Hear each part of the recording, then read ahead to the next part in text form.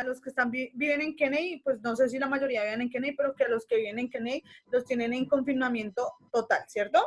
Entonces, les deseo que por favor todo lo que hagan sea responsable para que por favor ustedes salgan de esa situación, salgan de esa alerta roja, porque pues estar en la casa encerrado, más bien uno teniendo deudas, hambre y necesidades es muy difícil, ¿listo? Entonces yo veré, responsabilícense más, comprométanse porque todo esté mejor con ustedes, ¿listo? Entonces les deseo a todos de mucho corazón, de verdad, mucha salud para sus familias y que los aleje de todo ese tipo de cosas que están sucediendo. Entonces, este periodo estábamos viendo un poco lo que es el sistema nervioso, ¿cierto? Entonces hemos hablado un poco de las neuronas, de las partes que componen el sistema nervioso, de que poseemos dos tipos de sistema nervioso, ¿no? Uno central y otro periférico, y que el periférico se va a dividir en somático autónomo, en somático y autónomo, ¿listo? Más adelante vamos a ver eso. Yo sé que ustedes van a decir, profe, ¿qué habla? Pero pues más adelante les voy a explicar, ¿cierto? Entonces, ¿cuál es la función principal que tienen las neuronas? Nosotros ya sabemos que las neuronas es la célula más importante del sistema nervioso, ¿cierto? Que ella va a componerse por ¿cuántas partes, Godoy?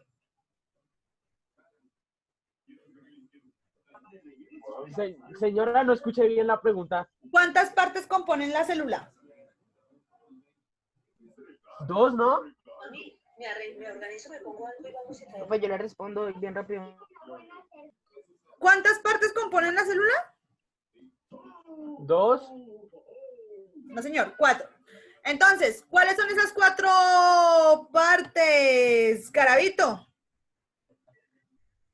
Cuerpo celular, dendritas, axón y axones terminales. ¿Cierto? Entonces son esas 4 partes, que cada una de esas 4 partes va a cumplir unas funciones, ¿cierto? Que los axones terminales tienen la función de comunicar a las neuronas con otras neuronas, ¿cierto? Las dendritas ya sacan los impulsos nerviosos, ¿sí? Hacia el sistema muscular, hacia el bulbo raquídeo, ¿cierto? El cuerpo celular o soma vendría siendo donde está el núcleo y todos los organelos, en pocas palabras, ¿cierto? Si hablamos de esas partes. Y el cuerpo, pues ya sería lo que sostiene básicamente a la neurona. Pero entonces cuando yo les pregunto a ustedes, bueno, ¿qué función específica tiene la neurona? Ustedes van a responder lo siguiente y se lo tienen más o menos que memorizar. Ellas captan las señales, ¿sí? Las aprenden, las analizan, las elaboran, ¿sí? Reciben esa señal, muestran esa señal y la van a convertir básicamente en una respuesta, ¿cierto? Pero no en una respuesta directa, sino que una respuesta que tiene que viajar, ¿sí? Hacia otras neuronas, y de otras neuronas tiene que salir ese mensaje, viajar hasta los efectores, ¿cierto? Que vendrían siendo los encargados de ejecutarlas. Los efectores van a estar posicionados en 3 sistemas, porque el sistema nervioso está muy relacionado con otros 3 sistemas. ¿Cuáles son esos otros 3 sistemas, chicos, con los que el sistema nervioso está tan estrechamente relacionado? Sistema muscular. ¿Qué? Páez. Presente. ¿Cuáles son los sistemas con el que está muy asociado el sistema nervioso? Las neuronas. Los sistemas. Sistema muscular, tonto. El muscular, ¿qué más? El óseo. Locomotor. El óseo, ¿y cuál más? Nervio. ¿Y cuál? El nervioso, por ahí decían. Nervioso, el muscular, sistema óseo, ¿y cuál más? Hay uno más. Circulatorio. No, el endocrino.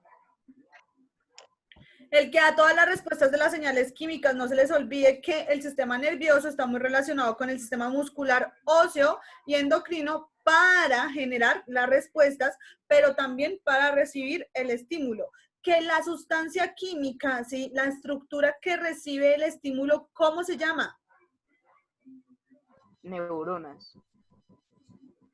Daniela Rico, ¿cómo se llama?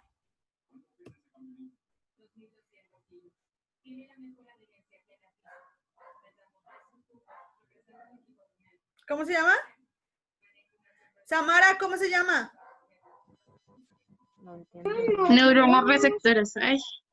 receptores, ¿sí o no? Y los que la producen se van a llamar efectores, esos minutos de silencio profundo los de ustedes. Bueno, entonces chicos, de acuerdo a eso, las neuronas se van a clasificar en 3 tipos, ¿cierto? Vamos a tener las neuronas sensitivas, vamos a tener las de asociación o interneuronas y vamos a tener las neuronas motoras para que lo tengan en cuenta, ¿cierto? Entonces, las sensitivas son las que van a trasladar la información captada desde los receptores, o sea, el estímulo que estoy recibiendo, ¿sí? Ya sea el frío, ya sea el calor, ya sea lo que esté pasando en mi entorno, ¿cierto?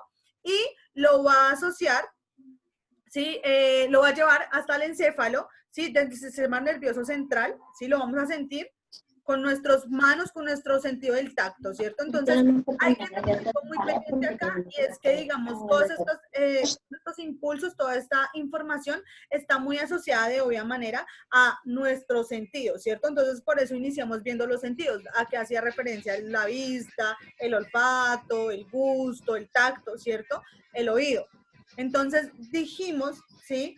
Que esos sentidos, ¿sí? Al final son los sentidos más importantes que tiene el sistema nervioso para poder captar, ¿sí? Esos mensajes externos, ¿cierto? Que van a ser captados a través de ¿qué? De los receptores, ¿cierto? De los receptores en las neuronas sensitivas, o sea, es un mensaje de sensación, de poder sentir, ¿cierto? Porque hablo de neuronas sensitivas, son las encargadas de esa parte, ¿cierto?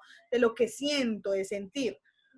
Entonces, la van a llevar hasta el encéfalo y de ahí, pues, a la médula espinal y van a responder. ¿Listo? También están las neuronas de asociación o las interneuronas, que ellas van a ejercer una función básicamente de asociación y de integración, que integra ¿qué parte? Todo el sistema nervioso central, ¿cierto? Entonces, todo el sistema nervioso central. ¿Quiénes hacen parte del sistema nervioso central? Lo que es el encéfalo y la médula espinal, ¿cierto? Que es como lo principal que tenemos del sistema nervioso. Ese es el central. Esos dos órganos hacen parte del sistema central. Lo que es el encéfalo y la médula espinal. Que el encéfalo tiene otros órganos que están asociados a él, ¿cierto? Que son el cerebelo y el bulbo raquídeo. ¿Listo? Pero que ese bulbo raquídeo es la conexión entre el encéfalo y la médula espinal para dar esa respuesta. Entonces, cuando hablamos de neuronas de asociación o interneuronas, es las que permite la conexión entre los diferentes órganos que hacen parte del encéfalo, pero también la conexión entre el encéfalo y la médula espinal, ¿esto? Y en la médula espinal también la unión que tiene con los diferentes efectores o con los diferentes sistemas que darán respuesta, ¿sí? Al estímulo que se está presentando. ¿Sí me entendieron esa parte un poquito? ¿Sí? Bueno, entonces ya tenemos las neuronas motoras, ¿cierto? Entonces ellas van a enviar la información desde el sistema nervioso central hasta los efectores, ¿sí? Y van a provocar una respuesta. ¿Cuál va a ser esa respuesta? Contraer o relajar los músculos. O también que se secrete, ¿sí? De pronto algunas sustancias químicas desde las glándulas, ¿listo? De acuerdo también a la cantidad de proyecciones que tienen, o sea, la cantidad de bracitos, podríamos decirlo de esta manera, que tienen, vamos a encontrar, ¿sí? Que neuronas multipolares, bipolares y unipolares, ¿cierto? Entonces, si nos vamos a la imagen, tenemos las multipolares que van a tener infinidad de dendritas, ¿cierto? Para poder generar mayor comunicación y relación con otras neuronas.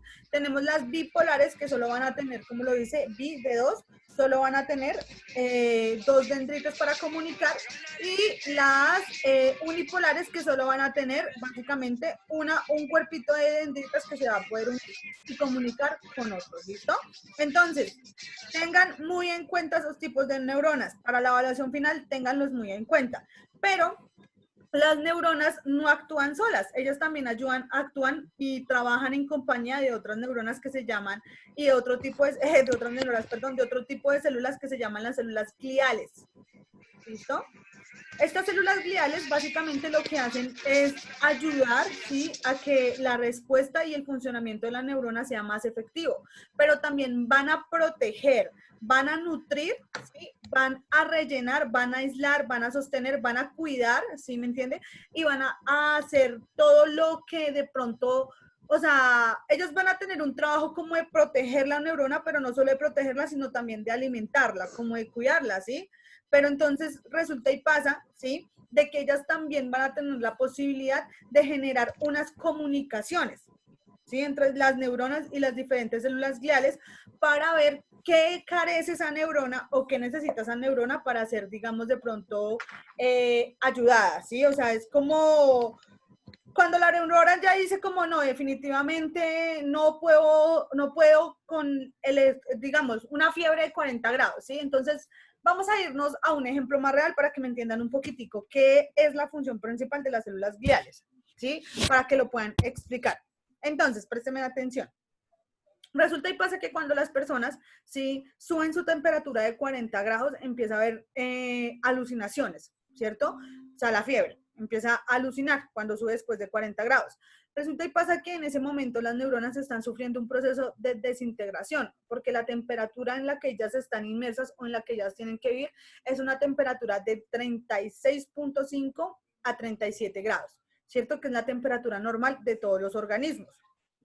No puede variar de esa temperatura. Entonces resulta y pasa que cuando usted le da una fiebre de 40 grados, ¿cierto? Que es una fiebre de una temperatura ya de 3 grados más arriba de lo normal que deben estar, empieza a haber una quema excesiva de las neuronas. Y al haber una quema excesiva de las neuronas, usted va a empezar a alucinar, ¿cierto? Entonces, a ver cosas que de pronto no son reales, sino que son productos simplemente de su imaginación, pero usted las va a ver, ¿sí? Si ese excede va excediendo, usted va a tener una quema de neuronas muy alta, ¿sí? Y a esa enfermedad, digamos, se le conoce como meningitis, si no estoy mal, ¿cierto? Que es la inflamación como el cerebro a través de una infección o además de una bacteria, ¿sí? Que ocasiona una elevada temperatura, ¿sí? Y hace que todas las células, las neuronas en su cabeza, pues sufran un proceso que se llama la desnaturalización. Y al sufrir el proceso de desnaturalización, pues usted se quede sin neuronas y pierda, obvio, su capacidad cognitiva y puede ser, ¿por qué no?, muchas de sus capacidades motoras. Entonces, ¿qué hacen las células gliales? Cuando de pronto una célula está sometida, ¿sí?, a un estímulo tan abrupto como lo es lo que les estaba contando, pues ellas la van a defender, la van a proteger, la van a ayudar y la van a nutrir. No solo eso, sino la van a sostener y la van a aislar. O sea, prácticamente las neuronas nunca actúan solas, chicos. Ellas siempre van a actuar en compañía de las células gliales, ¿listo? Porque las células gliales van a ser como ese sistema de defensa o ese sistema de protección que ellas tienen, ¿sí? Para cuando de pronto se les presente alguna situación que haga, ¿sí?, que de pronto ellas fallen o mueran, ¿listo? Entonces, atendiendo a eso, vamos a tener diferentes tipos de células que componen el sistema nervioso central. Entonces, no se les olvide que el sistema nervioso central está compuesto por el encéfalo y por la médula espinal, ¿cierto? Entonces, vamos a encontrar los astrocitos, los oligodendrocitos, las células de la microglia, ¿sí? Y las células ependemarias. Tienen unos nombres un poquito difíciles de pronunciar, hasta a mí me quedan difíciles de pronunciar, eso que estoy más asociada a ellos, pero esas son las células que componen el sistema nervioso central. O sea, ¿qué significa eso? Que van a estar ubicadas en las neuronas, ¿sí?, ayudando a las neuronas, pero también van a estar ubicadas, ¿sí?, en algunas partes de ese sistema nervioso central para poder proteger y nutrir a esas neuronas que no se pueden perder, ¿listo? Las neuronas no se pueden perder, chicos, las neuronas no se pueden afectar, porque en el momento que alguna neurona se afecte, por más mínima que sea, vamos a presentar una deficiencia cognitiva. No es que tengamos 60 neuronas, no, nosotros tenemos millones de neuronas, ¿sí? Y esas neuronas son las que nos ayudan pues a generar esos estímulos coherentes, pero también a grabar, a captar información, a tener conocimiento, todo eso que lo hace a uno pues tener un concepto de, oh, qué persona tan letrada, qué persona tan culta, qué persona tan inteligente, ¿cierto? Entonces, los astrocitos van a contribuir a regular el ambiente, ¿listo?, que rodea a las neuronas. Entonces, básicamente, ellas las van a entrelazar mediante una red. Si ustedes ven, digamos, los pelitos que se ven ahí, las van a entrelazar una red y les van a aportar nutrientes, ¿listo? Tenemos los oligodendrocitos, ¿sí?, que ellos son como una formación o unas uniones, ¿sí? Estas bolitas se les conoce como vainas, ¿sí? Entonces, esas bolitas son de una proteína que se llama la mielina, ¿sí?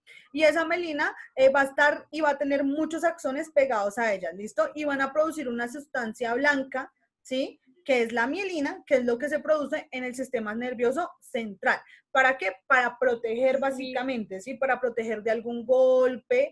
De pronto cuando uno se golpea muy duro la cabeza, como ellos son un líquido, ¿sí? Un poco, las neuronas son un líquido un poco gelatinoso, pues si usted se golpea muy duro, puede hacer que de pronto alguna de ellas se totee o se dañe, ¿sí? Se dañe contra, pues, el encéfalo, de pronto se pegue contra el piso muy duro, entonces no sé, se le hunda una parte de la cabeza y se le dañan las neuronas. Entonces, en esta parte ellas lo que van a hacer es cubrir con esa mielina todo, o sea, como llenar de esa mielina a la neurona para que cuando haya un golpe no vaya a chocar muy duro y de pronto se vayan a ver afectadas esas neuronas, ¿listo? Entonces, la microglia, ¿sí? Ellas migran por el sistema nervioso central y se encargan de inmunizar el tejido. ¿Qué significa inmunizar, chicos? Ellas hacen que el tejido esté libre de bacterias, ¿sí? Libre de toxinas, libre de cosas que no le sirvan, ¿sí? Entonces, que esté ese tejido supremamente limpio para que de pronto no vaya a haber una respuesta errónea, porque en el momento que esa célula falle o que alguna célula falle, puede enviar una respuesta errónea y va a haber, digamos, no una respuesta correcta, ¿sí? Para el estímulo que se está brindando y puede generar pues una deficiencia o una alteración de todo el organismo. ¿Por qué se habla de homeostasis cuando se habla de sistema nervioso? Aquí hace referencia también la palabra homeostasis. Ustedes dirán, uy, la profe nos va a hablar de homeostasis, pero nosotros no sabemos qué es esa palabra. Más o menos en sexto se ve que es la homeostasis. ¿Alguno de ustedes recuerda? Eso es un tema por allá de sextico. ¿Alguno de ustedes recuerda un poquito de lo que le hablaban cuando les hablaban de homeostasis? No. ¿No? Me regañaba nada más. Bueno, entonces, chicos, la homeostasis es el equilibrio dinámico que tienen todos los organismos. ¿Qué significa tener un equilibrio dinámico? Que todos los órganos de su cuerpo estén funcionando en óptimas condiciones, ¿sí? Y que el cuerpo se esté comunicando constantemente con todos los sistemas que está relacionado, ¿sí? Hay diferentes tipos de medir la homeostasis, ¿sí? A partir de la termorregulación, ¿sí? Y a partir de la osmorregulación, ¿sí? Entonces, la termorregulación va a estar relacionada un poco con la temperatura, ¿cierto? Entonces, con los niveles de temperatura que se tienen que tener en el cuerpo. Entonces, ahí les hablaba yo un poquito, ¿sí? De la temperatura que se debe tener en la cabeza para empezar a quemar neuronas y a perderlas, ¿cierto? Que debe ser aproximadamente a los 40, 41, 42 grados de temperatura de fiebre, ¿cierto? Si usted se deja subir una fiebre hasta allá, ya usted, mejor dicho, terrible, no cuida nada de su salud, ¿sí o no? Porque pues la intención es que pues usted no se deje llevar una fiebre hasta pues esa cantidad, ¿sí? Entonces, y la osmorregulación, que es la regulación del agua, ¿sí? Y como se regula el agua, también se regula la salinidad, también se regula el dulce dentro de los organismos, ¿sí? Entonces, debido a eso, nosotros los seres humanos hacemos dos tipos de retroalimentación, ¿sí? Retroalimentación es como equilibrio del cuerpo y como revisión y orden del cuerpo, ¿cierto? Entonces, hacemos una retroalimentación que se conoce como positiva y otra retroalimentación, perdón, que se conoce como negativa. Entonces, feedback positivo, feedback negativo, así se conoce pues ya el nombre más común, ¿cierto? Entre los científicos. ¿Qué hace referencia a esa retroalimentación positiva y negativa, no? La positiva hace referencia, chicos, a que podemos tocar nuestro umbral, ¿sí? Del estímulo que queramos sobrepasar, o sea, entonces digamos, yo puedo tocar mi umbral de dolor, ¿sí? Entonces, no sé, mi umbral de dolor frente al dolor es muy alto. Pensemos alto, es que me aguanto muchísimo dolor, muchísimo, por ahí el 40% de dolor, ¿sí? Entonces, eso está referenciado a eso, ¿cierto? Entonces, yo toco mi umbral de dolor, ¿cierto? Pero entonces yo aguanto 40%. Y resulta y pasa que en ese momento el estímulo que está llegando a mi cuerpo no es del 40%, sino del 50%. Y cada vez ya no es de 50, sino de 60. Y cada vez va aumentando hasta que llegue a 100. Cuando llegue a 100, ¿sí? Y que si yo dejo que mi cuerpo llegue a ese 100, o sea, que si, imagínense en un plano cartesiano, ¿sí? Entonces, imagínense que la curva empieza a crecer, ¿cierto? Entonces yo aguanto dolor, pero a medida que va pasando el tiempo, va aumentando el dolor, y va subiendo la curva, ¿cierto? A eso se le conoce como retroalimentación positiva. Porque si yo no detengo esa curva que va creciendo, en algún momento esa curva va a empezar a decrecer. Y en el momento que la curva decrezca es porque yo me morí. ¿Cierto? Nos morimos. Tanto soportar dolor. A eso se le conoce como retroalimentación positiva.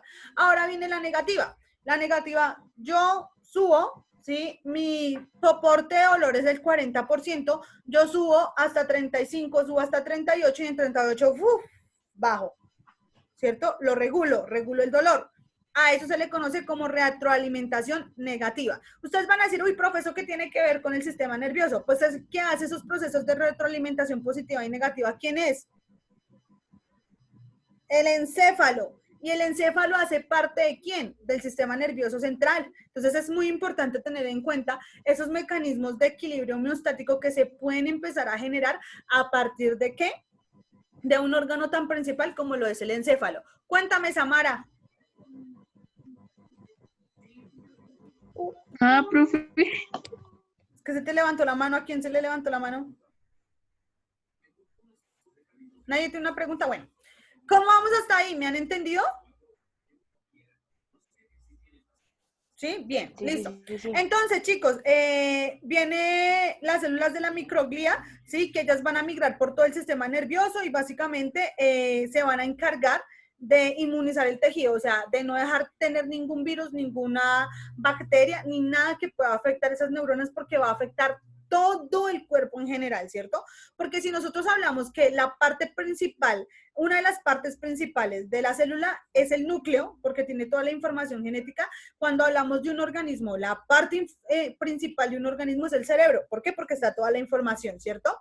Y vienen las últimas células de las gliales que hacen parte, que son las células ependimarias, ¿sí? Estas células básicamente van a revestir. ¿Qué es revestir? Es recubrir. ¿Sí? Como ponerle un vestidito, ¿sí? A todas las cavidades de los ventrículos que hacen parte del encéfalo, o sea, de las uniones que están en el encéfalo, y la unión del canal central de la médula espinal. Ahí van a estar ubicadas, ¿listo? Entonces, ellas son las encargadas de producir un líquido que se llama el líquido cefalorraquídeo, ¿listo?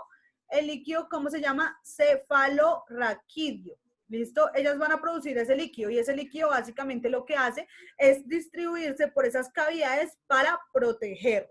¿Listo? Para proteger ¿qué? Las neuronas específicamente. ¿Listo, chicos? Entonces, a este lado tenemos que hay unas células gliales en el sistema nervioso periférico. No se les olviden que tenemos dos partes. El periférico se divide en el autónomo y en el somático. Más adelante vamos a ver ¿qué se encargan ellos? ¿Sí? ¿Qué van a hacer ellos? Digamos, en los organismos, ¿qué hacen ellos en nosotros, no? En nosotros, porque yo no digo que esto no esté, esto pasa dentro de nosotros, o sea, todo lo que yo les estoy hablando y les estoy explicando está dentro de usted y lo conforma usted, ¿listo? Entonces, están las células Schwann o las células satélite o las capsulares, perdón, no las corporulares, no, sino capsulares, ¿listo? Y las Schwann. ¿Qué hacen esas células? Básicamente ellas van a sostener y van a envolver los axones de las neuronas sensitivas y motoras, o sea, todas las que tienen que ver con el sistema óseo y con el sistema muscular, ¿cierto? Entonces, acá vamos a tener una membrana que es bastante rica en algo que se llama la mielina, ¿sí? Si ustedes recuerdan un poquito, la mielina es ese tejido blanco que se produce, ¿cierto? Que su función es proteger a las células, a las neuronas de los golpes, ¿listo? Y también, pues, va a aumentar esa capacidad de poder, en esas células Schwann, que el impulso nervioso que vaya a llegar al sistema nervioso central sea más rápido, ¿cierto? Que sea mucho más veloz. Entonces, tiene una función como de catalizador, pero también tiene una función de proteger muy bien, ¿sí? A la neurona para que no vaya a sufrir de pronto un daño debido a los golpes, ¿listo? Células satelitales o capsulares, básicamente estas son unas células de tipo aplanadito, ellas están ubicadas, ubicadas alrededor perdón, alrededor del cuerpo de las neuronas, ¿cierto? Entonces, básicamente, ellas están en el sistema nervioso periférico, como se los decía, y van a formar un sostén, ¿sí?